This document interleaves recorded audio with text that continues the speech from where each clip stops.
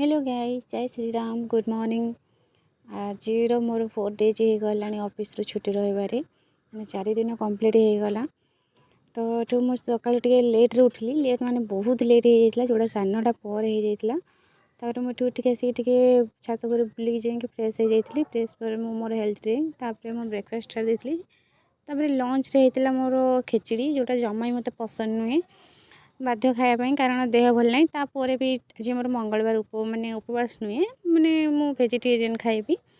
तापर खाई सारिक मुझे सन्ध्या शोक उठला चॉकलेट गोटे गिफ्ट मिलता खाई। तापर डिनर रे बनाई संतुला रुटी जोटा खाइली बट भी भल लगे। तापर मुझे कदली चटनी करदेली।